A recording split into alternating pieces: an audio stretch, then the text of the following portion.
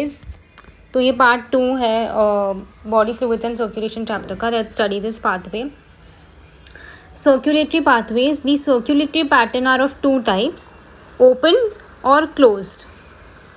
Open circulatory system is present in arthropods and mollusks, in which blood pumped by the heart passes through large vessels into open spaces or body cavities called sinuses. Annelids and chordates have a closed circulatory system in which the blood pumped by the heart is always circulated through a closed network of blood vessels. This pattern is considered to be more advantageous as the flow of fluid can be more precisely regulated. Okay. So circulatory patterns are of two types, open circulatory system and closed circulatory system. In open circulatory system, what happens is the blood directly flows from the heart to the open spaces. Okay, and those open spaces is called as sinuses. Such kind of open circulatory system is seen in which organisms? Arthropods and mollusks. Now, in annelids and chordates, there is a different pattern seen, and that pattern is closed circulatory system, in which what happens is blood flows from the heart to the organs via blood vessels, not openly in any spaces called as sinuses. Okay, it will flow in blood vessels, and this pattern is more beneficial and more advanced than the open circulatory system. Okay, next. All vertebrates possess a muscular chambered heart. Fishes have a two-chambered heart with an atrium and a ventricle. So all the vertebrates will have a muscular chambered heart, but the fishes, they have two-chambered heart. So only two chambers are present, one auricle and one ventricle. Amphibians and the reptiles, except crocodile, have a three-chambered heart with two atria and a single ventricle. So amphibian and reptile have three-chambered heart, except for crocodile. Crocodile will have how many chambered heart? Four-chambered heart. Now three-chambered heart mein what all will be present? Two auricles and one ventricle is present. Then next is, in fishes, the heart pumps out deoxygenated blood, which is oxygenated by the gills and supplied to the body parts, from where deoxygenated blood is returned to the heart. In amphibians and reptiles, the left atrium receives oxygenated blood, and the gills or lungs, skin, and the right atrium gets the deoxygenated blood from the other body parts. However, they get mixed up in the single ventricle, which pumps out mixed blood, that is incomplete double circulation. In birds and mammals, oxygenated and deoxygenated blood received by the left and right atria respectively passes on to the ventricles of the same sides. The ventricles pump it out without any mixing up, that is, two separate circulatory pathways are present in these organisms. Hence, these animals have double circulation. So they have clearly mentioned that amphibians and reptiles, they have three-chambered heart, that is, they are having two auricles and one ventricle, except for crocodile. Crocodile has how many chambered heart? Four-chambered heart. Now in annelids also there is proper closed circulatory system. Okay, don't forget that. But when we are talking about two-chambered heart, only one auricle and one ventricle is present. But when we are talking about four-chambered heart, there is two auricles and two ventricles. In humans double circulation takes place. मतलब क्या होगा, यहाँ पे एक pair of lung present है. Okay, suppose this is lungs, these are lungs. Okay, and this is our heart. Four chambered heart. Now blood will go to the so first circulation will happen between the blood and the lungs, the heart and the lungs. So the circulation is between the lung and the heart. This circulation is called as pulmonary circulation. So the blood vessel which is taking the deoxygenated blood from the heart to the lung is called as pulmonary artery, and the blood vessel which is bringing back the oxygenated blood from the lungs to the heart is the pulmonary vein. हमेशा आपको जो when होता है वो deoxygenated blood carry करती है, और जो आर्टरी होती है वो ऑक्सीजनेटेड करती है. बट खाली यही एक एक्सेप्शन है, पल्मोनरी में उल्टा होगा. ओके, सो एक पल्मोनरी सर्कुलेशन होता है, प्लस यहाँ पे हार्ट के अंदर अपना एक सर्कुलेशन होकर वो एओर्टा में फ्लो होता है. Okay, so in short you can see over your double circulation taking place. So this is a kind of circulation that is called as double circulation, which is seen in humans, birds and mammals. So it's mentioned over here. Read this line. In birds and mammals, oxygenated and deoxygenated blood received by the left and right atria respectively passes on to the ventricles of the same side. The ventricles pump it out without any mixing up. That is, two separate circulatory pathways are present in these organisms. Hence, these two animals have double circulation, and there is no mixing up taking place. They are separated by proper septums. Okay. There is no mixing up of blood seen. When we will study the structure of heart in detail, I will tell you what is it telling. The septum's name, ventricles, arteries, everything. Okay. That's all in this paragraph. They have just told कि कौन से organism में क्या present है. तो circulatory pathway open closed वो बताया है. उसके बाद में बताया कि फिशेस के पास 2 है, एम्फीबियन रेप्टाइल्स के पास 3 है, तो इनकम्प्लीट ही होता है वो, एक्सेप्ट फॉर क्रोकोडाइल जिसमें 4 चेम्बर्ड हार्ट है. एंड जिनके पास 4 चेम्बर्ड हार्ट है उनमें कंप्लीट सर्कुलेशन होता है. वहाँ पे blood deoxygenated and oxygenated mix up नहीं हो रहा है. प्रॉपर सर्कुलेशन बता रहे हैं, डबल सर्कुलेशन दिखा रहे हैं. First is pulmonary, second is systemic, दोनों को मिलाकर डबल सर्कुलेशन बोला है. फिर फिशेस में गिल्स के थ्रू ऑक्सीजनेटेड ब्लड ट्रांसफ़र कर रहा है. All this thing you have to understand. Now let's come on to human circulatory system. Human circulatory system, also called the blood vascular system, consists of a muscular chambered heart, a network of close branching blood vessels and blood. The human circulatory system has what all things? Human circulatory system is also called as blood vascular system. So it is made up of what? Heart, blood and blood vessels. ये 3 चीज़ों के बारे में पढ़ना है. Blood को तो मैंने ऑलरेडी तुम लोग को पार्ट 1 में डिटेल में बता दिया था. So now we have to only study heart and I guess only heart. Blood and blood vessels is done. Blood vessels भी अभी शायद से करेंगे. Okay. Heart, the mesodermally derived organ, is situated in the thoracic cavity. Where is this heart located? It is located in the thoracic cavity. And it is mesodermal in origin because it is a muscular chambered heart. That is why. Okay, it is mesodermal in origin. It is situated in the thoracic cavity between the 2 lungs, slightly tilted to the left. It has the size of a clenched fist. It is protected by a double-walled membranous bag called as pericardium, enclosing the pericardial fluid. So, this heart, what is the location of this heart? So, basically, it is mesodermally derived. That is so understood. That is its origin. Location क्या है? It is located in the mid-thoracic cavity between the 2 lungs. Now it is slightly tilted towards the left. That is why we tell that the heart is located at the left side of the body. But no, it's not like that. It is actually located in between the 2 lungs. It's just that it is slightly more pointed towards the left. But in reality, it's not located in the left only. Okay. And it is also telling us that there is a double-walled membranous covering. Okay. अभी heart इतना delicate है, उसकी proper कोई covering होगी, है ना, तो उसकी कवरिंग को हम लोग पेरिकार्डियम बोलते हैं. अभी it is a double membrane, this thing, double walled membrane. Okay. Double walled membranous bag. This double walled membranous structure which is covering the heart is called as pericardium. और outer pericardium और inner pericardium के बीच में एक fluid flow करता है. That fluid is called as the pericardial fluid. Okay.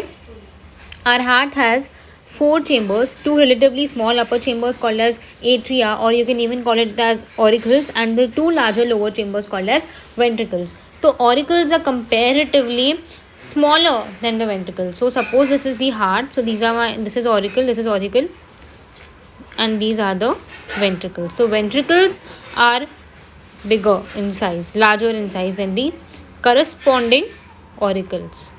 Okay. A thin muscular wall called the interatrial septum separates the right and the left atria, whereas a thick walled, the interventricular septum separates the left and the right ventricle. So the septum which is present, there is a septum which is present between the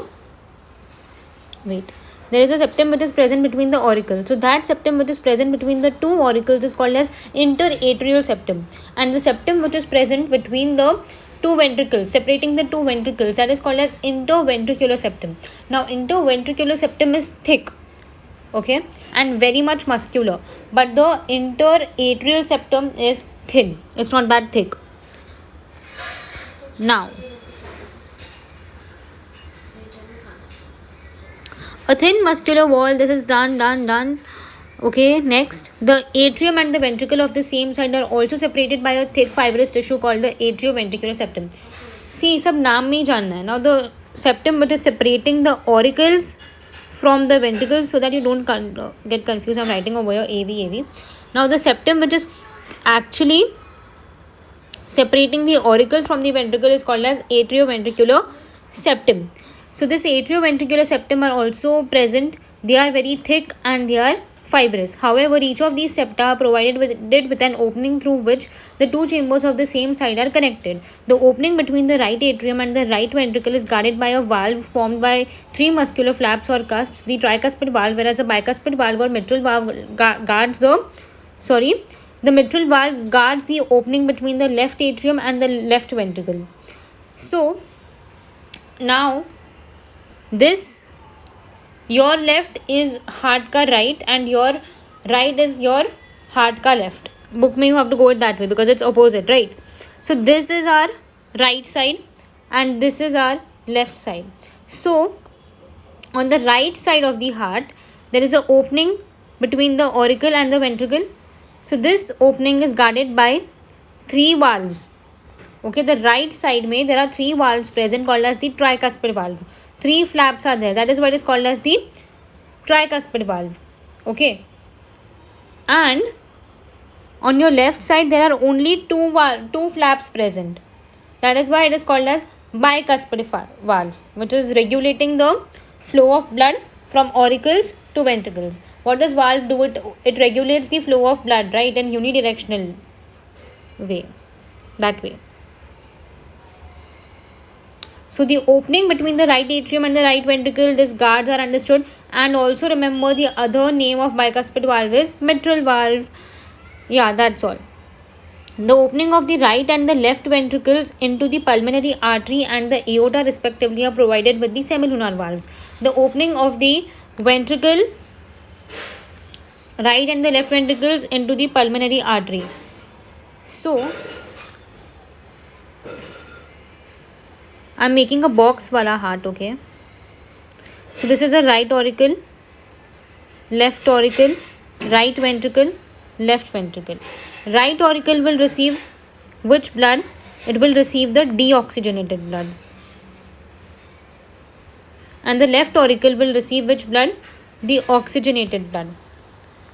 From where it is receiving? Basically ना, सबसे पहला तो ये याद करने के लिए आप क्या करोगे कि left auricle is bringing the oxygenated blood and right one is bringing the deoxygenated blood. Lau Rado. Remember it as Lau Rado. Rado is a name of watch. Lau.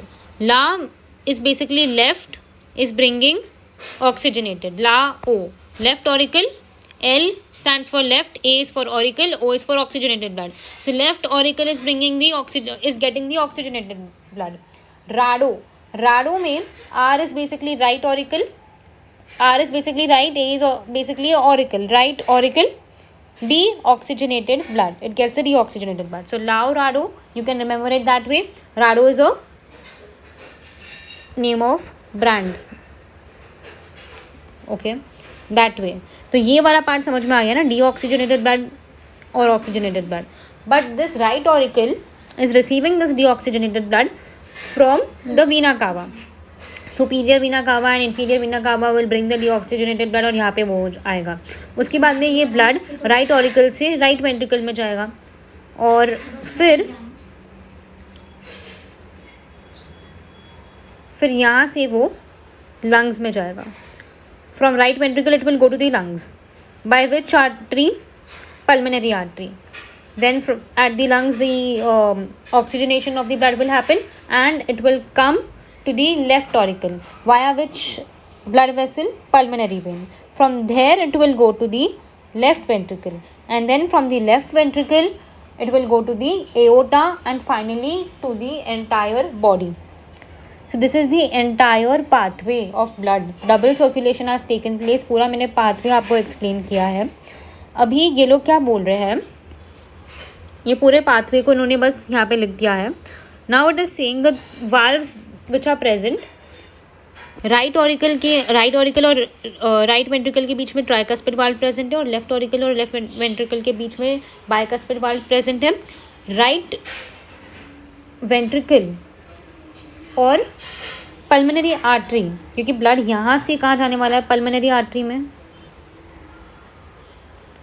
और ब्लड यहाँ से कहाँ जाने वाला है, एओर्टा में.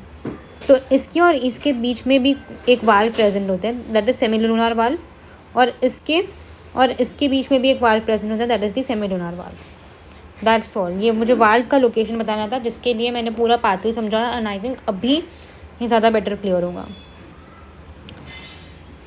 Now, the valves in the heart allows the flow of blood only in one direction, that is from the atria to the ventricles and from the ventricles to the pulmonary artery or aorta. है ना, this is very much clear. These valves prevent any backward flow. This will not allow it to flow it back again to the auricles or again to the ventricles. The entire heart is made up of cardiac muscles. Obviously, now what is it?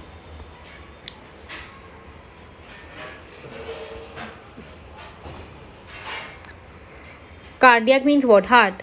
Heart के muscles को क्या बोलेंगे? Cardiac muscles बोलेंगे. The walls of ventricles are much thicker than that of atria. A specialized cardiac musculature called the nodal tissue is also distributed in the heart. A patch of this tissue is present in the right upper corner of the right atrium called the sinoatrial node. Another mass of this tissue is seen in the lower left corner of the right atrium close to the atrioventricular septum called as the atrioventricular node. A bundle of nodal fibers, atrioventricular bundle, continues from the AV node which passes through the atrioventricular septa to emerge on the top of the interventricular septum and immediately divides into right and left bundle. These branches give rise to minute fibers throughout the ventricular musculature of the respective sides and are called as the Purkinje fibers. The nodal musculature has the ability to generate action potentials without any external stimuli, that is, it is auto-excitable. However, the number of action potentials that could be generated in a minute vary at different parts of the nodal system. The sinoatrial node can generate the maximum number of action potentials, that is 70 to 75 action potentials per minute, and is responsible for initiating and maintaining the rhythmic contractile activity of the heart. Therefore, it is called the pacemaker. Our heart normally beats 70 to 75 times in a minute. अभी ये पूरे paragraph का मैं आपको बताती हूँ कि क्या this NCERT is trying to say. So now this paragraph tells us that basically there is a heart. ये वाला जो ऊपर डायग्राम बताया था वो पूरे पाथवे को समझाने के लिए था. अभी ये वाला जो पैराग्राफ है वो बोल रहा है कि जो हमारा हार्ट है उसको सिग्नल नहीं चाहिए रहता है ऑल द टाइम के हार्ट बीट करो तभी जाके वो बीट करेगा, और ना ही वो हमारे कहने के ऊपर बीट हो रहा है कि लाइक हम लोग नहीं बोल रहे कि हार्ट धड़को और फिर हार्ट धड़केगा. It's not like that. No, heart is doing its work continuously. Even if you will remove a heart for some time, okay, you can see for some time you will get to see that still it is beating for some minutes and then it eventually stops. So that doesn't, so now the heart is being removed from the individual, right? So now it shouldn't beat, but still it beats. Why? Because it is auto excitable. Auto excitable मतलब है कि वो खुद excite हो सकता है, खुद action potentials generate करके proper heart को beat करा सकता है. So human heart is auto excitable. It doesn't requires any outside external stimuli to tell it to beat. It can beat on its own. Now who is regulating this? This is regulated by nodal tissues. कौन से tissue है? Nodal tissue. पूरा nodal tissue जो है ना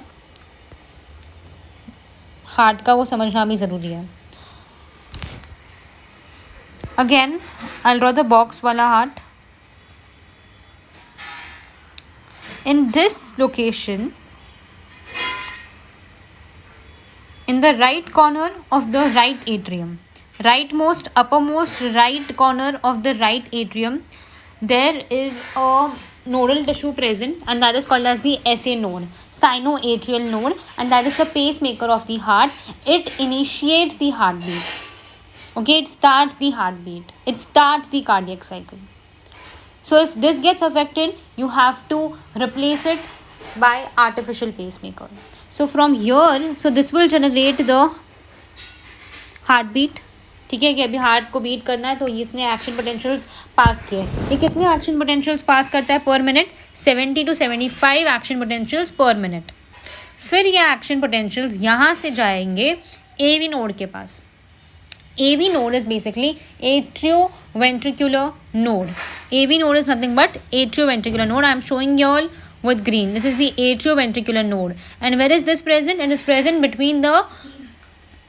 at the junction of the auricle and the ventricle. That is why it is named as atrioventricular node. So it is present between the auricle and the ventricle. तो वो वहाँ पे वो present होता है. तो यहाँ पे ये आए एक्शन पोटेंशियल्स. फिर ये एक्शन पोटेंशियल्स को और पास करते हैं. कहाँ पे? AV बंडल्स के थ्रू पास करते हैं. कहाँ से पास करेंगे ये पल्सेस? AV बंडल के थ्रू पास करेंगे. फिर AV बंडल्स को पास करने के बाद में ये लोग जाते हैं पर्किंजी फाइबर्स के पास. ठीक है, तो ये मैकेनिज्म याद रखना है. पहला ऐसे नोड है, इसने जनरेट किया. ये कहाँ पे लोकेटेड है? uppermost side of the right atrium, right side of the right atrium. उसके बाद में AV नोड, उसके बाद में AV बंडल, और AV बंडल के बाद में पर्किंजी फाइबर्स पूरे वेंट्रिकल्स के मसल्स के वहाँ पे होती है. जब जाके पूरा वेंट्रिकल्स कॉन्ट्रैक्ट होती है, तो जब भी ये वाला पार्ट आया ना, ये AV नोड और ऐसे नोड वाला पार्ट, तभी ये वाला रीजन पूरा कॉन्ट्रैक्ट करेगा. फिर बाद में जब वो यहाँ से AV बंडल और पर्किंजी फाइबर्स के थ्रू पास हुए, तो वो पूरे वेंट्रिकल्स को पंप कराएगी. समझ में आया? ऐसे पूरा हार्ट बीट करेगा, रिलैक्स करेगा, और पूरी कार्डियक साइकिल चलती है. Okay, that diagram went. Okay, now however, the number of action potentials could be generated in a minute. Yeah, so it varies among the different nodal systems. The sinoatrial node is producing how many action potentials? 70 to 75 action potentials per minute. So our heart beats 72 to 75 times, on an average 72 beats per minute. That is all about this nodal tissue. Okay, next is cardiac tissue. Cardiac cycle. What is cardiac cycle and everything that needs to be understood.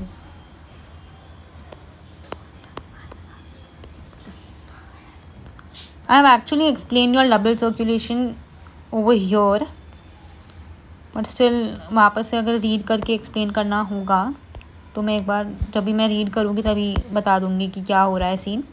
इसके बाद क्या है? Regulation of cardiac activity and disorders. Okay,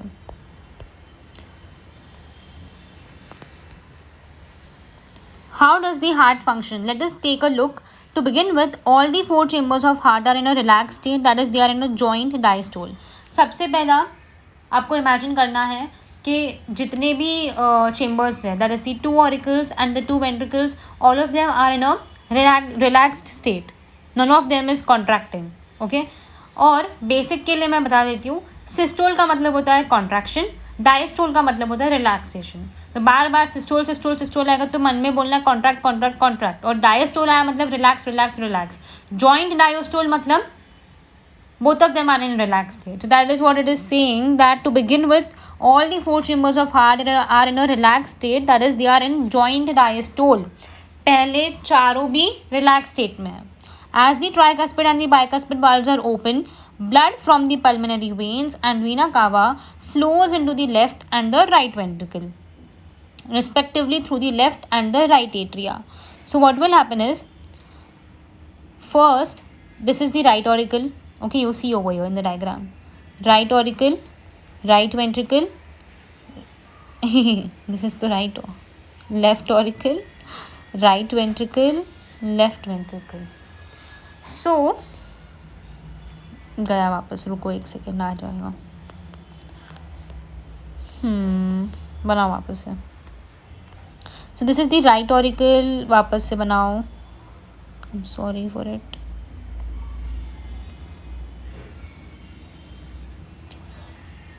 first this region will contract. Blood कहाँ से आएगा इस बेचारे right auricle के पास में? वीना कावा से आएगा. सुपीरियर वीना कावा और इन्फीरियर वीना कावा, इन्होंने इसको ब्लड दिया राइट ऑरिकल को. कौन सा ब्लड देंगे ये लोग? वेन्स है तो कौन सा ब्लड देंगे? डीऑक्सीजनेटेड. तो right auricle will get the deoxygenated blood. तो ये जब भी इनको डीऑक्सीजनेटेड ब्लड आया तभी वो कॉन्ट्रैक्ट करेगा, तो ब्लड राइट ऑरिकल से कहाँ जाएगा? राइट वेंट्रिकल में जाएगा. तो राइट ऑरिकल से राइट वेंट्रिकल में जब भी वो जा रहा है तभी जो वाल्व होंगे वो ओपन हो जाएंगे. अगर वाल्व बंद है तो बेचारा कैसे जाएगा ब्लड? इसके लिए इट विल ओपन. तो कौन से वाल्व ओपन होंगे? The valves which are present between them, that is the right auricle और राइट वेंट्रिकल के बीच में कौन से वाल्व्स प्रेजेंट है? Tricuspid valve. तो ट्राइकस्पिड वाल्व्स ओपन हो जाएंगे कि जाओ जाओ ब्लड महाराज, तुम लोग राइट ऑरिकल से राइट वेंट्रिकल में जाओ. ये वाला पार्ट क्लियर है? ये पूरा राइट साइड में हो रहा है. लेफ्ट साइड में एक अलग कहानी हो रही है. लेफ्ट साइड में ब्लड किसने दिया? पल्मोनरी आर्टरी ने दिया लंग्स से, और वो वहाँ से जाने वाला है लेफ्ट वेंट्रिकल में. Okay, so now this time what will happen is, उन दोनों के बीच में कौन सा वाल्व प्रेजेंट है? Mitral valve, that is the bicuspid valve. वो दोनों ओपन होंगे और फिर जो ब्लड महाराज होंगे वो लेफ्ट ऑरिकल से लेफ्ट वेंट्रिकल में फ्लो होंगे. Is this clear? ये एग्जैक्ट लाइन मैंने पूरे डिटेल में बताई है कि वो क्या बताना चाह रहे हैं. Okay, so they are in joint diastole as the tricuspid and the bicuspid valves are open. Blood from the pulmonary veins and the vena cava flow into the left and the right ventricle respectively through the left and the right atria. The semilunar valves are closed at this stage. Semilunar को हाथ भी नहीं लगाना है. Tricuspid और bicuspid की बात चल रही है. और एक और बात, जो ट्राइकस्पिड और बाइकस्पिड वाल्व है इनको हम लोग और कौन से नाम से बोल सकते हैं? Just think, we can call it as atrioventricular valve or also auriculoventricular valve. Why? Because it is present between the auricles and the ventricles. That is why. The semilunar valves को हाथ नहीं लगाना. The semilunar valves are closed at this stage. This now generates an action potential. Sinoatrial node now generates an action potential which stimulates both the atria to undergo a stimulation contraction, the atrial systole. So this is called as the atrial systole. जो मैंने कहानी बताई अभी तुम लोगों को, auricles contract होंगे, ventricles के अंदर ब्लड फ्लो हो रहा है. This is called as atrial systole. This increases the flow of blood into the ventricle से about 30%. The action potential is conducted to the ventricular side by the AV node and AV bundle, from where the bundle of His transmits it through the entire ventricular musculature. तो ऐसे node से AV node से AV bundle से पूरे पोकेंजी AV bundle, from where the bundle of His transmits it through the entire ventricular musculature. Bundle of His is basically AV node की just नीचे bundle of His है और फिर पोकेंजी फाइबर्स है. ऊपर वो बंडल ऑफ हिज मेंशन नहीं था, बट यहाँ पे NCERT मेंशन करिए, तो B careful and see what it is saying. This causes the ventricular muscles to contract, that is called as ventricular systole. The atria undergoes relaxation coinciding with the ventricular systole. तो पहले जब भी ये चीज़ हो रहा था, जब भी मैंने बोला तुम लोगों की दोनों ऑरिकल्स कॉन्ट्रैक्ट होंगे और ब्लड वेंट्रिकल्स में फ्लो होगा, ट्राइकस्पिड और बाइकस्पिड वाल्व खुलेंगे और सेमिलुनर वाल्व्स को हाथ नहीं लगाना, तभी कुछ नहीं हो रहा है, तो ब्लड आराम से फ्लो हो चुका, तो उसको हम लोग बोलेंगे एट्रियल सिस्टोल. अभी ब्लड किस में भरा हुआ है? वेंट्रिकल्स में भरा हुआ है. अभी ये जो पार्ट था जो ऑरिकल्स को कॉन्ट्रैक्ट कराया, वो किसने कराया होगा? एसी नोड ने कराया होगा. क्यों? क्योंकि वही तो स्टार्ट करता है. एसी नोड और एवी नोड ने ये पूरे ऑरिकल्स को कॉन्ट्रैक्ट करा दिया. अभी आगे जाके जो एवी नोड के बंडल है और बंडल ऑफ हिस और पोकेंजी फाइबर्स है, वो पूरे वेंट्रिकल्स को कॉन्ट्रैक्ट कराएंगे. तो जब ये वेंट्रिकल्स कॉन्ट्रैक्ट होंगे तो जो ब्लड वेंट्रिकल्स में प्रेजेंट है वो कहाँ पे फ्लो होगा? वो होगा फ्लो राइट वेंट्रिकल से, वो जाने वाला है अपना इधर क्या बोलते हैं पल्मोनरी आर्टरी के पास, और जो लेफ्ट वेंट्रिकल है वो जाने वाला है एओर्टा के पास. Okay, that way. So ventricular systole will happen. Ventricular systole increases the ventricular pressure, causing the closure of tricuspid and the bicuspid valve due to the attempted backflow of blood into the atria.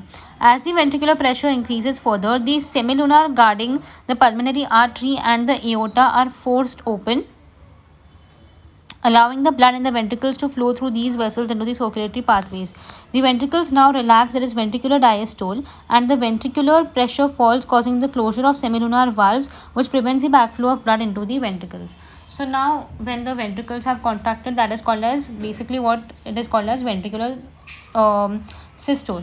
Now, when the blood has already passed from the ventricles into the pulmonary artery and the aorta, so now the ventricles will start relaxing. That is, the ventricular diastole will take place. So when ventricular diastole is taking place, to prevent the blood to flow from the pulmonary artery to the right ventricle and from the aorta to the left ventricle, the semilunar valves will get closed so that the blood is not backflowing into it. Okay. As the ventricular pressure declines further, the tricuspid and the bicuspid valves are pushed open by the pressure in the atria exerted by the blood which was being emptied into them by the veins. The blood now once again moves freely to the ventricles. The ventricles and atria are now again in a relaxed state as earlier. So now the auricles and the ventricles are both in a relaxed state. That is joint diastole. Soon the sinoatrial node generates a new action potential, and the events described above are repeated in that sequence and the process continues.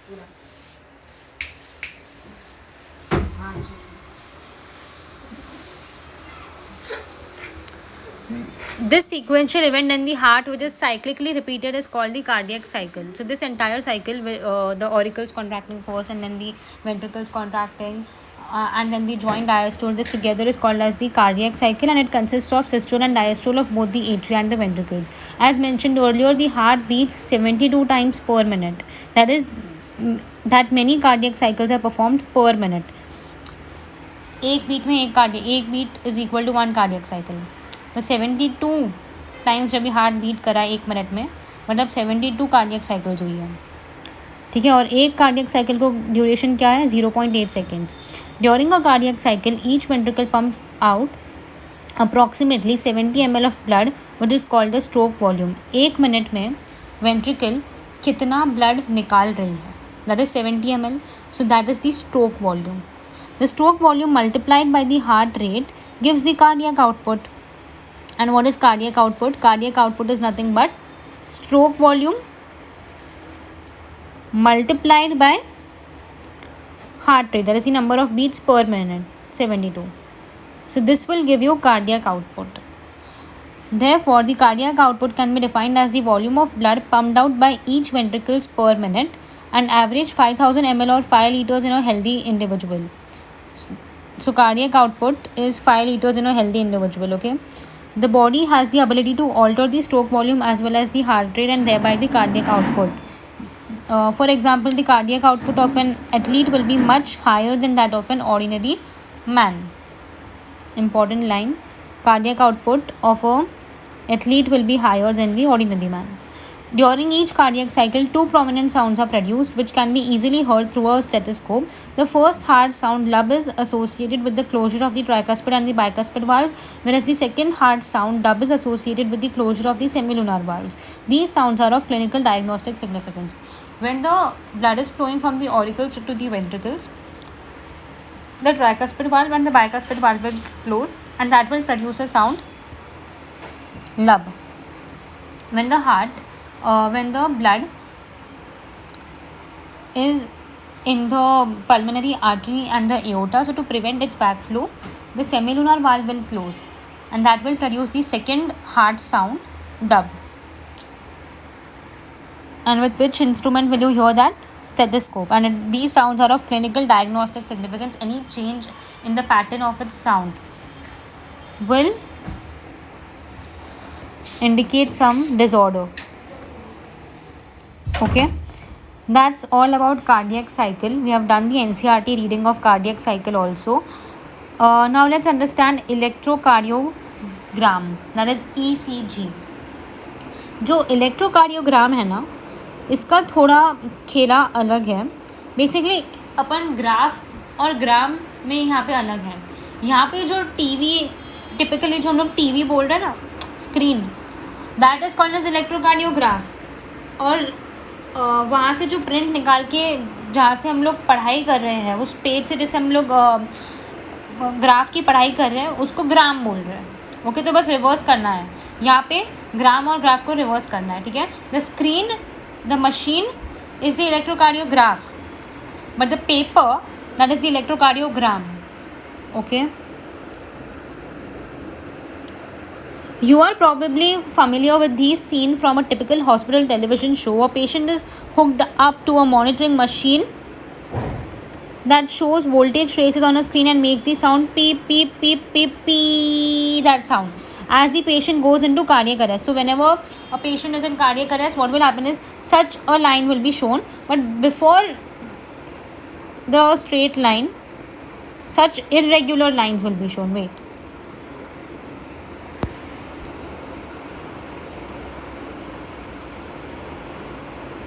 here also sound is there, here also sound is there, and then it will get minimized and straight. This is dead. Got it?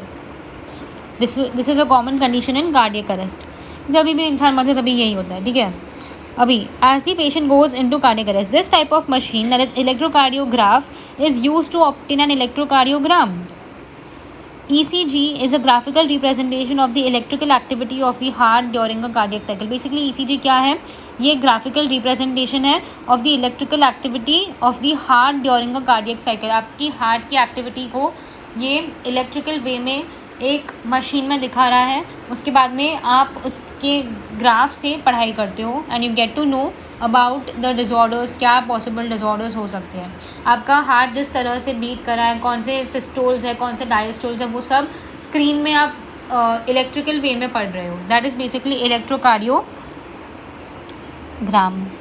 To obtain a standard ECG as shown in the figure, a patient is connected to the machine with 3 electrical leads, one to each wrist and to the left ankle.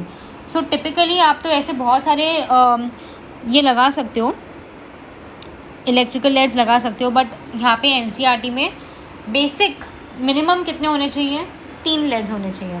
एक right hand में, एक left hand में और एक left ankle में. Okay, तो right wrist, left wrist and left ankle, दोनों wrist में लगाना है और एक लेफ्ट एंकल में लगाना है. ये आपकी कंटिन्यूसली हार्ट की एक्टिविटी को मॉनिटर करेगी. For a detail evaluation of the heart's function, multiple leads are attached to the chest reason.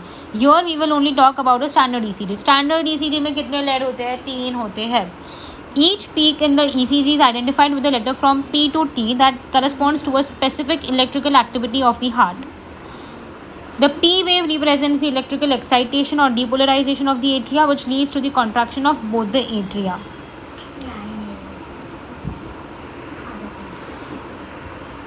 The QRS complex represents the depolarization of the ventricles, which initiates the ventricular contraction. The contraction starts shortly after Q and marks the beginning of the systole. The T wave represents the return of the ventricles from excited to the normal state, that is repolarization. The end of the T wave marks the end of the systole. Obviously, by counting the number of QRS complexes that occur in a given time period, one can determine the heartbeat rate of an individual. Since the ECG obtained from different individuals have roughly the same shape for a given lead configuration, any deviation from this shape indicates a possible abnormality or disease. Hence, it is of great clinical significance. Can you see this graph? पूरे graph से तुमको समझाऊंगी कि ये NCERT क्या बोल रही है. Okay,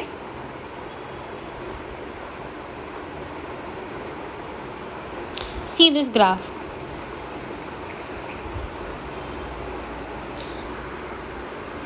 this P wave represents atrial depolarization.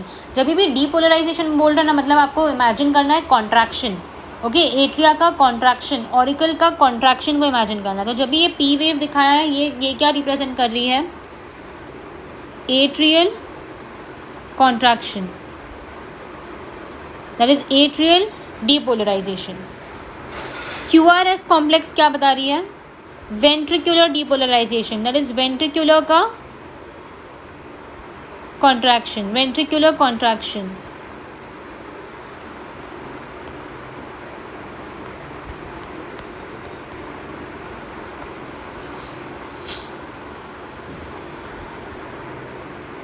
Okay, this is atrial contraction, this is ventricular contraction. This T wave represents ventricular repolarization. Repolarization मतलब यहाँ पे जो ventricles है वो वापस से relaxed state में है. तो this is ventricular repolarization. Okay, so atrial contraction, that is atrial depolarization, is P wave. QRS wave is which this thing depolarization, ventricular depolarization, and T is ventricular repolarization. तो मतलब इस graph ने आपको atria contract हो रही है वो भी बताया, वेंट्रिया कॉन्ट्रैक्ट हो रही है वो भी बताया, वेंट्रिकल रिलैक्स कर रही है वो भी बताया, बट ये नहीं बताया कि एट्रिया कब रिलैक्स हो रही है. तो भाई आपको ये खुद ही समझ लेना है कि जब ये QRS चल रहा है ना, जब ये वेंट्रिकल्स कॉन्ट्रैक्ट कर रही है, तभी जो ऑरिकल्स है वो आपकी रेस्टिंग स्टेट में ही है. ठीक है, तभी वो रिपोलराइज भी है. अभी you can get to know how many times a heart has beated by counting the QRS complex. Okay, that's it. और देखो, जो लेड हम लोग ने डाला है बेसिक स्टैंडर्ड ECG में 3 लेड्स होते हैं, तो ये जो ग्राफ है वो सबका सिमिलर ही होना चाहिए, क्योंकि अगर स्टैंडर्ड ECG में अगर 3 लेड से सबका अगर हम लोग कैलकुलेट करें, सबका अगर हम लोग मेजर करते हैं, सबका चेकअप करते हैं, तो सेम सिमिलर ग्राफ होना चाहिए. बट अगर कोई भी वेव में ज़्यादा डिविएशन दिखता है या कुछ इशू हो रहा है, तो फिर मतलब there are some possibilities of some heart related disorders या फिर the health of the heart and the blood vessels. Okay, so this was about the electrocardiogram. Get दूसरा चार्जर ना please. Now let's understand double circulation, जो कि मैंने already तुम्हें पहला बता दिया कि इस पूरे कहानी में कहाँ से कहाँ ब्लड आ रहा है, कहाँ से कहाँ जा रहा है, but let's just read it तसल्ली के लिए. ओके, उसके बाद we are left with a very little part of it. Now what is double circulation? Give me this charger.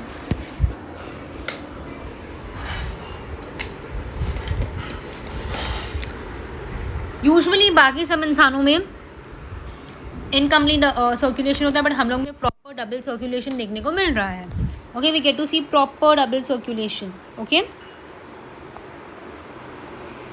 The blood flows strictly by a fixed route through blood vessels, the arteries and veins. हमारा close blood circulatory system है, तो हम लोग में properly दिख रहा है.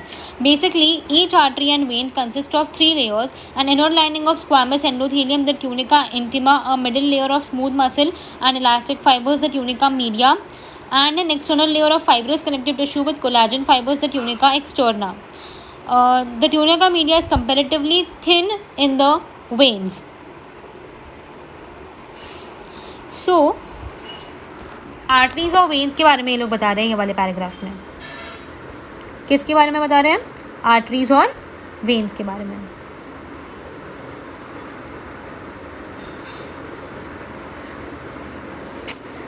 बार बार जा रहा है यार, सीरियसली.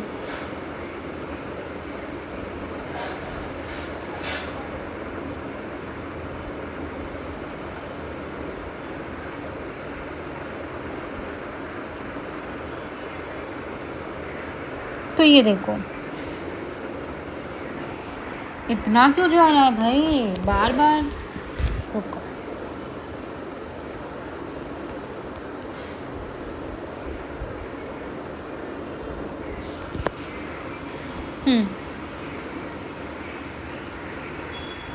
ये पार्ट हो गया था हमारा.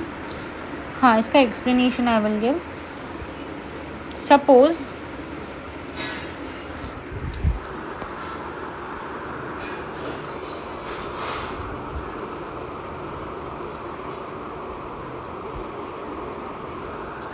ये सपोज है हमारी आर्टरी.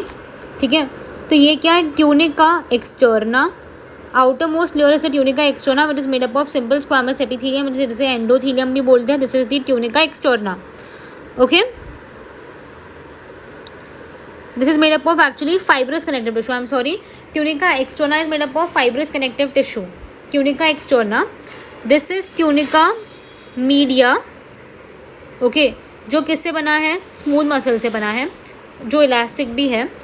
और ये जो सबसे अंदर वाला पार्ट है उसको हम लोग बोलेंगे ट्यूनिका इंटीमा, और ये बना है सिंपल स्क्वामस एपिथेलियल टिश्यू से.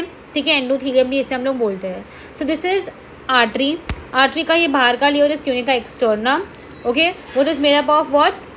Fibrous connective tissue. The middle layer is the tunica media, what is made up of what? Smooth elastic muscles. And the innermost one is called as the tunica interna, which is made up of simple squamous epithelial tissues. Now this is the diagram of artery. Similarly there is a diagram of veins also. Okay, again, this is the tunica interna, this is the tunica media, and this is the tunica externa. I'm not writing it again, but you will understand. But over here you can see that in veins the lumen is comparatively wider than the artery. Artery में lumen narrow है. ऐसा क्यों? क्योंकि tunica media veins में पतला है, इसके लिए ल्यूमेन इसमें ज़्यादा हो जाता है, स्पेस बीच में ज़्यादा प्रेजेंट है. बट यहाँ पे इतना ज़्यादा ट्यूनिका मीडिया है आर्टरी में, जिसकी वजह से उसका ल्यूमेन बहुत पतला हो जाता है, वो कम हो जाता है. ठीक है, इज़ दैट क्लियर? इसलिए आर्टरीज़ में जो ब्लड भी है वो बहुत प्रेशर से फ्लो हो रहा होता है, बहुत जर्क्स में फ्लो हो रहा होता है. और little bit also puncture over there, पूरा रप्चर हो जाता है artery. Okay, this entire diagram is understood, so I remove it now. Okay, as mentioned earlier, the blood pumped by the right ventricle enters the pulmonary artery, whereas the left ventricle pumps blood into the aorta. Right ventricle कहाँ पे blood को pump करेगा? Pulmonary artery में, जो lungs के पास लेकर जाएगी for oxygenation. और लेफ्ट वेंट्रिकल अपना ब्लड कहाँ पे पंप करेगा? एओर्टा में पंप करेगा, जो पूरी बॉडी में लेकर जाएगी oxygenated blood. The deoxygenated blood and the deoxygenated blood pumped into the pulmonary artery is passed onto the lungs, from where the oxygenated blood is carried by the pulmonary veins into the left atrium. This pathway constitutes the pulmonary circulation. तो pulmonary circulation में क्या हो रहा है? pulmonary circulation में क्या हो रहा है? जो blood होगा वो right ventricle से pulmonary artery से lungs में जाएगा, फिर lungs में वो properly ऑक्सीजनेट होगा और वो पल्मोनरी वेन से वापस से हार्ट में आएगा. कौन से पार्ट में? लेफ्ट ऑरिकल में. Got it? This circulation from heart to lung and then from lung to heart is called as pulmonary circulation. The oxygenated blood entering the aorta is carried by a network of arteries, arterioles and capillaries to the tissue, from where the deoxygenated blood is collected by a system of venules, veins and vena cava and emptied into the right atrium. Right atrium में क्या खेला हो रहा है? जो अभी ये लोग बोल रहे हैं कि डिफरेंट बॉडी पार्ट्स है, वहाँ से डीऑक्सीजनेटेड ब्लड को लाया कहाँ कैसे जाता है? तो बेसिकली याद रखो कि ये हमारा कोई टिश्यू है, सपोज. ओके, ये हमारा टिश्यू है. यहाँ से डीऑक्सीजनेटेड ब्लड को, यहाँ से डीऑक्सीजनेटेड ब्लड जाएगी वेन्यूल्स में. देखो ये आर्टरीज है. सबसे पहला तो ये ब्लड आया है, बेटा ये आर्टरीज है, ब्लड यहाँ से आया है. आर्टरीज के बाद आर्टरी छोटे छोटे आर्टरियोल्स में टूटते हैं और आर्टरियोल से इस टिश्यू के पास आया है. ठीक है, फिर वो वापस से भी जाता है वेन्यूल्स में, और फिर वेन्यूल्स बनती है वेन्स, और यहाँ से वो हार्ट में जाता है डीऑक्सीजनेटेड ब्लड. ठीक है, तो जैसे branching of arteries into smaller arteries is called as arterioles, वैसे ही branching of veins into smaller venulets, veins, that is called as venules. Okay, तो ये लोग बोल रहे हैं कि टिश्यू से बाद में वेन्यूल्स में जाता है, वेन्यूल से बाद में वेन्स के थ्रू, वीना कावा के थ्रू हार्ट में पहुँच जाता है for oxygenation and clearing of it. Proper circulation ऐसे हो जाता है. This pathway constitutes the pulmonary circulation, this is understood. Venules, this is the systemic circulation. तो ये जो सर्कुलेशन हुआ between the heart and the body organs and then again from the body organs to the heart, this is called the systemic circulation. The systemic circulation provides nutrients, oxygen and other essential substances to the tissues and takes carbon dioxide and other harmful substances away for elimination. तो मैंने क्या बताया, जो arteries है वो पहला organs की तरफ ब्लड को लेकर जा रही है, ऑक्सीजनेटेड ब्लड को लेकर जा रही है, राइट. तो वो प्रॉपर ऑक्सीजन और न्यूट्रिएंट्स को देंगे, और वहाँ से जो डीऑक्सीजनेटेड ब्लड है, कार्बन डाइऑक्साइड वाला ब्लड है, और जो भी हार्मफुल टॉक्सिक वाली जो भी सब्सटेंसेस है, वो ऑर्गन से वेन्यूल्स में जाएगी, वेन्यूल से वेन्स में, वेन्स के थ्रू डीऑक्सीजनेटेड ब्लड वापस से हार्ट में लाया जाता है. तो ये बहुत इंपॉर्टेंट स्टेप है. प्रॉपरली केयर किया जा रहा है हर एक ऑर्गन का. भरपेट खून वगैरह दे रहे हैं, ऑक्सीजन दे रहे हैं, और बेचारों के वास्ते कार्बन डाइऑक्साइड ले रहे हैं. This circulation is called as systemic circulation. So systemic circulation is ensuring the transport of important nutrients and respiratory gases. Okay. A unique vascular connection exists between the digestive tract and the liver called hepatic portal system. The hepatic portal veins carry blood from the intestine to the liver before it is delivered to the systemic circulation. A special coronary system of blood vessels is present in our body exclusively for the circulation of blood to and from the cardiac musculature. तो कभी भी अगर देखो normally तो हम लोगों को पता है कि जो डीऑक्सीजनेटेड ब्लड होता है वो ऑर्गन से हार्ट में जाता है, right. That is basically normal circulatory system में हो रहा है ऐसा. बट पोर्टल सिस्टम में क्या होता है, डीऑक्सीजनेटेड ब्लड पहला ऑर्गन नंबर 1 में जाएगा, फिर ऑर्गन नंबर 2 में जाएगा. ऑक्सीजनेटेड ब्लड डीऑक्सीजनेटेड ब्लड पहला ऑर्गन नंबर 1 से कोई स्पेसिफिक ऑर्गन नंबर 2 में जाएगा, फिर यहाँ से इस ऑर्गन का भी नॉर्मल ब्लड और इसका भी डीऑक्सीजनेटेड ब्लड यहाँ से मेन वेन के थ्रू हार्ट में जाता है. ठीक है. तो जो सिस्टम इन दोनों के बीच में हुआ ना, उसको हम लोग बोलते हैं पोर्टल सिस्टम. ठीक है. अभी पोर्टल सिस्टम का नाम बहुत सारे हो सकते हैं, hepatic portal system, renal portal system वगैरह वगैरह. तो इसका नाम किस पे बेस्ड हो रहा है कि फाइनल ऑर्गन कौन सा जहाँ पे ब्लड दिया जा रहा है उस वे पे हम लोग उसे नेम करते हैं. जैसे कि यहाँ पे देखो, ये जो ऑर्गन नंबर 1 है उसे इमेजिन करो ये इंटेस्टाइन है, और ऑर्गन नंबर 2 जो मैंने बनाया है उसे इमेजिन करो कि वो एक लिवर है. ठीक है. तो ब्लड पहला इंटेस्टाइन से डीऑक्सीजनेटेड ब्लड पहला इंटेस्टाइन से लिवर में जाएगा. ठीक है. तो उस सिस्टम को मैं क्या नाम दूंगी, लिवर को हम लोग क्या बोलते हैं, हेपैटिक, राइट. सो हेपैटिक पोर्टल सिस्टम, इसका नाम हो गया हेपैटिक पोर्टल सिस्टम. फिर यहाँ से ब्लड इन्फीरियर वीना कावा या सुपीरियर वीना कावा के थ्रू ब्लड में चले जाएंगे. लोअर पार्ट है तो फिर इन्फीरियर वीना कावा होगा. समझ में आया. बट अभी सवाल ये उठता है कि इंटेस्टाइन डायरेक्टली क्यों नहीं दे रहा है हार्ट को डीऑक्सीजनेटेड ब्लड, लिवर के थ्रू चमचागिरी करके क्यों जाना है उसको हार्ट की तरफ, क्यों बीच में इसको लाना ही क्यों है, लिवर को बीच का बंदर बनाना ही क्यों है. So the reason is for detoxification. कभी कभी हम लोग खाने में कुछ ऐसी चीज़ें खा लेते हैं जो टॉक्सिक होती है, मतलब थोड़े अमाउंट में टॉक्सिक होती है आगे जाके, या तो फिर उसका प्रॉपर जो प्रोटीन्स होते हैं उनका प्रॉपर डियामिनेशन होना चाहिए, प्रॉपर डाइजेशन होना चाहिए, प्रॉपर निकलना चाहिए. ठीक है. कुछ भी टॉक्सिक चीज़ नहीं रहनी चाहिए. तो फिर उसके लिए इंटेस्टाइन से पहला लिवर में जाता है. लिवर पूरा खाना जो भी डाइजेस्ट हुआ है पूरे सबको चेक करेगा, वहाँ से इंपॉर्टेंट न्यूट्रिएंट्स रखेगा, नहीं चाहिए वो इन्फीरियर वीना कावा से हार्ट में देगा. Now understood. That is why liver बहुत ज़रूरी है. इसलिए जो बहुत दारू पीता है उसका लिवर में सूजन आ जाता है, या हुक्का लेता है तो भी बहुत सूजन आ जाता है. ओके. तो लिवर का ध्यान रखो. Okay. That was about hepatic portal system. उसके बाद में हमने क्या पढ़ा, स्पेशल कोरोनरी सिस्टम होता है. Coronary is related to heart. Okay. तो हार्ट तो बेचारा पंप कर रहा है ब्लड और वापस से सारे दूसरे ऑर्गन्स को दे रहा है, बट एक स्पेशल खुद हार्ट के लिए भी एक सिस्टम होता है, that is coronary blood system, जो जिसके मतलब खुद ही इस हार्ट के पास उसकी खुद की भी ब्लड वेसल्स होती है, जिसे हम लोग बोलते हैं कोरोनरी ब्लड वेसल्स, जो हार्ट को ब्लड सप्लाई करती है. ओके. और उसका सर्कुलेशन में हेल्प करती है. And that is forming the cardiac musculature. Is this clear. Double circulation समझ में आया. ठीक है. So this is the diagram study में लास्ट के 10 मिनट्स में सारे डायग्राम्स बताऊंगी. तो जब भी मैं ये डायग्राम बताऊंगी ना डबल सर्कुलेशन का, तभी तुम लोग फिर से ध्यान दे देना, क्योंकि it will be like sum up of the double circulation की एंटायरली क्या हो रहा है. अगर तो भी कोई कन्फ्यूज होगा ये NCERT रीड करने के बाद भी, ठीक है, उनके लिए स्पेसिफिकली है.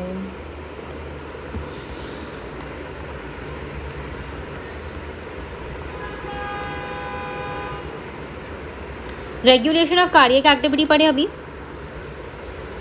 हाँ, ये कार्डियक एक्टिविटी जो है वो कैसे रेगुलेट हो रही है. So normal activities of the heart are regulated intrinsically, that is auto-regulated by specialized muscles that is in neural tissue. Hence, the heart is called as myogenic. A special neural center in the medulla oblongata can moderate the cardiac function through autonomic nervous system. तो ऐसे तो heart को beat करना है, नहीं beat करना है, ये सारे जो भी चीज़ें हैं, जो भी इंस्ट्रक्शंस हैं, एक्शन पोटेंशियल्स के थ्रू हो जाते हैं. और वो कौन सिग्नल्स पास कर रहा है, ऐसे नोड पास कर रहा है, that is the pacemaker. Nodal tissue जो पूरा है वो पूरा हेल्प कर रहा है, और वो कॉन्ट्रैक्ट होता है हार्ट खुद ही.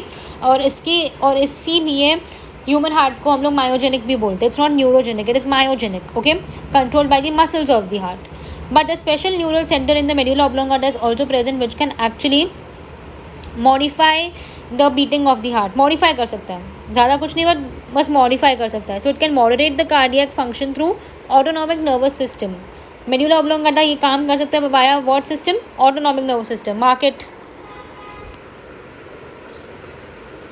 Neural signals through the sympathetic nervous system can increase the rate of the heart, the strength of ventricular contraction, and thereby the cardiac output. On the other hand, parasympathetic neural signals, that is another component of autonomic nervous system, decreases the rate of the heartbeat, speed of conduction of action potential, and thereby the cardiac output. Adrenal medullary hormones can also increase the cardiac output. अभी autonomic nervous system के दो parts होते हैं, right? Sympathetic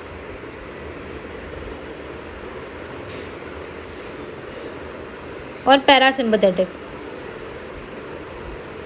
sympathetic क्या करता है? चीज़ों को इंक्रीज करता है, ओके. और जो पैरासिम्पैथेटिक है वो क्या करता है? रिलैक्स करता है. तो सिंपैथेटिक सिस्टम कभी कोई टेंशन है या कुछ ऐसा है, सिंपैथेटिक कभी हार्ट बीट, अगर सिंपैथेटिक सिस्टम के थ्रू वो ऑटोनॉमिक नर्वस सिस्टम सिंपैथेटिक वाला जो पार्ट है, ऑटोनॉमिक नर्वस सिस्टम का जो सिंपैथेटिक वाला पार्ट है वो क्या करता है? वो कार्डियक आउटपुट को बढ़ाता है, वो हार्ट बीट को बढ़ाता है, ठीक है, हार्ट रेट को बढ़ाता है, ये सारा काम करता है. तो ओवरऑल कार्डियक आउटपुट बढ़ जाता है, ठीक है. वेंट्रिकुलर कॉन्ट्रैक्शंस की स्ट्रेंथ को बढ़ा देता है. That is all about the sympathetic nervous system. In relax state, जब भी कुछ भी टेंशन नहीं है, आप एकदम रिलैक्स्ड मूड में हो, तभी आपका पैरासिम्पैथेटिक नर्वस सिस्टम काम करेगा और वो आपके हार्ट को थोड़ा रिलैक्स स्टेट में रखेगा. That means it will lower the speed of the cardiac output, the neural signals, the heart rate, heart beat वगैरह सब एकदम नॉर्मल स्टेट में होगी. नॉर्मली आपका पैरासिम्पैथेटिक स्टेट नहीं होता, बट जब भी आपको कहीं भागने, कभी आपको कुछ टेंशन आ जाता है, तभी आपका, आप बोलते हो ना, दिल धक धक धक धक हो रहा है. That is basically your sympathetic nervous system is activated. Got it? बाद में लास्ट लाइन बहुत इंपॉर्टेंट है. Adrenal medullary hormones can also increase the cardiac output. Adrenal medullary hormones, adrenal medulla कौन से हार्मोन से क्रिएट करता है? एपिनेफ्रिन, नॉरएपिनेफ्रिन है, या फिर एड्रेनालिन, नॉरएड्रेनालिन. तो ये जो हार्मोन्स हैं वो भी आपके कार्डियक आउटपुट को इंक्रीज कर सकते हैं. उन्हें हम लोग इमरजेंसी हार्मोन्स बोलते हैं आखिरकार. Okay, now let's understand the disorders of circulatory system, the last part of the chapter. Disorders of the circulatory system. First disorder which you have to study is the hypertension, that is high blood pressure. Hypertension is the term for blood pressure that is higher than normal, that is 120/80. In this measurement, 120 mmHg, that is millimeters of mercury pressure, is the systolic or pumping pressure, and 80 mmHg is the diastolic or the resting pressure. If repeated checks of blood pressure of an individual is 140/90, that is 140/90 or higher, it shows hypertension. High blood pressure leads to our heart diseases and also affects vital organs like kidney and brain. Okay, so hypertension is basically high blood pressure. Normally आपका जो blood pressure होता है that is 120/80 mm of Hg. Hg means mercury. Okay, so 120/80 mm of Hg is your normal condition में. 120 is basically your systolic pressure and 80 is your diastolic pressure. ठीक है, तो आपका systolic pressure कितना होना चाहिए? 120, डायस्टोलिक 80. अभी ये तो रेस्टिंग स्टेज में है, बट अगर कोई इंडिविजुअल्स बार बार कंटिन्यूसली रेपिटेडली अगर चेकअप करा रहे हैं, ठीक है, बार बार चेकअप करा रहे हैं और वो 140/90 आ रहा है और उसके आसपास या तो फिर उससे ज़्यादा आ रहा है, then it is the condition of hypertension. ठीक है, अभी ये हाई ब्लड प्रेशर हुआ तो क्या हो गया? It's not good. Okay, it can actually lead to many heart diseases and it can even affect vital organs. Like what are the vital organs? Brain and kidney. Brain and kidney को भी ये affect कर सकता है. Now let's understand coronary artery disease. Coronary artery disease, CAD. Coronary artery is basically the artery which is providing oxygenated blood to the heart. ठीक है, तो अगर coronary artery disease, this disease is also called as atherosclerosis. Okay, इसमें क्या होता है? Fat, fibres, cholesterol वगैरह पूरे आपकी आर्टरीज में भर जाता है, जिसकी वजह से इस आर्टरी का ल्यूमेन बहुत कम हो जाता है और बहुत थोड़ा ब्लड इससे फिर पास हो सकता है. ठीक है, so coronary artery disease often referred to as atherosclerosis affects the vessels that supply blood to the heart muscle. It is caused by the deposition of calcium, fat, cholesterol and fibrous tissues which makes the lumen of the arteries narrower. तो blood फिर बहुत pressure में flow करता है. Okay, and effectively नहीं जाता है heart को enough oxygen. Angina, it is also called as angina pectoris. A symptom of acute chest pain appears when no oxygen is reaching the heart muscle. ये basically ना coronary artery disease का ही बहुत बार वो बोलते हैं, कॉन्सिक्वेंस बोलते हैं. कोरोनरी आर्टरी डिजीज़ में क्या होता है, ल्यूमेन बहुत कम हो जाता है, जिसकी वजह से ऑक्सीजनेटेड ब्लड जो है हार्ट को बहुत कम पहुंचता है, जिसकी वजह से एक अक्यूट चेस्ट पेन, बहुत ज़ोरदार चेस्ट पेन होता है. Okay, and that is because क्योंकि आपके हार्ट को प्रॉपर ऑक्सीजन नहीं मिल रहा है. ना angina, you can remember it that way, ना ऑक्सीजन प्रॉपरली ब्लड को नहीं रिसीव हो रहा है, जिसकी वजह से सारी एक्टिविटीज़ ऑफ हार्ट में जितनी भी एक्टिविटीज़ है वो इतना ईजिली नहीं हो पा रही, इतना इफेक्टिवली नहीं हो पा रही. इसके लिए वहाँ पे बहुत पेन होता है. Angina can occur in main and women of any as, but it is more common among the middle age and elderly. It is more common among the middle-aged and elderly. It occurs due to conditions that affects the blood flow. जो भी blood flow में बाधा create करेगी उसकी वजह से angina pectoris हो सकता है, जैसे कि एथेरोस्क्लेरोसिस बोल दिया या कुछ भी और कंडीशंस है जो ब्लड फ्लो को इरेगुलर कर रही है. So it can lead to angina pectoris. Heart failure means the state of heart when it is not pumping blood effectively enough to meet the needs of the body. देखो, कोई कब fail होगा, student कब fail होगा, जब भी उसने exams में अच्छे से दिया नहीं, उसने एग्ज़ाम्स अच्छे से नहीं दिए, उसने अच्छे से पढ़ाई नहीं की, मतलब वो फेल हो गया. ठीक है. एक टीचर कब फेल होगा जब भी वो स्टूडेंट को अच्छे से नहीं पढ़ा पाएगा. तो जो उसका काम नहीं कर पा रहा है उसे हम लोग फेल बोल रहे हैं, राइट. तो हार्ट कब फेल होगा, जब भी वो इनफ, हार्ट का फंक्शन क्या है, पंपिंग ऑफ ब्लड. तो जब भी वो इनफ ब्लड पंप नहीं कर पाएगा तभी हार्ट फेल हो जाएगा. That way. So heart failure means the state of heart when it is not pumping blood effectively enough to meet the needs of the body. It is sometimes called congestive heart failure because congestion of the lungs is one of the main symptoms of this disease. समझो ये part. Now, heart failure is not the same as cardiac arrest. Cardiac arrest is different. Cardiac arrest happens when the heart stops beating. और heart attack में क्या हो रहा है, जो heart की मसल्स है वो डैमेज हो जाते हैं. So when the heart muscle is suddenly damaged by an inadequate blood supply. Okay, तो ये सब अलग है. हार्ट अटैक में क्या हो रहा है, जब भी आपके जो हार्ट के मसल्स हैं वो डैमेज हो जाएंगे तो उसे हार्ट अटैक बोल रहे हैं. अटैक करना, डैमेज करना. तो हार्ट के मसल्स डैमेज हो गए हैं due to inadequate blood supply, तो that is heart attack. Cardiac arrest क्या है, heart has stopped beating. Cardiac arrest कर दिया, अभी आपको सपोज़ पुलिस ने अरेस्ट कर दिया, तो आप आपका जो काम है रोज़ की ज़िंदगी वो नहीं कर पा रहे हो. वैसे कार्डियक अरेस्ट, हार्ट ने बीट करना ही स्टॉप कर दिया है. हार्ट फेलियर क्या है, उसका रोज़ का काम था इनफ ऑक्सीजनेटेड ब्लड को पंप करना, बट अभी वो नहीं कर रहा है, दैट इज़ हार्ट फेलियर. तीनों में समझ में आया. और हार्ट फेलियर का ही दूसरा नाम है कंजेस्टिव हार्ट फेलियर. उसका दूसरा नाम क्या है, कंजेस्टिव हार्ट फेलियर. क्यों हुआ है, because of the congestion of the lungs. That's all with this. ये वाला पैराग्राफ भी हम लोगों को क्लियरली समझ में आ चुका है. Okay, go through the summary once and you are done with this chapter.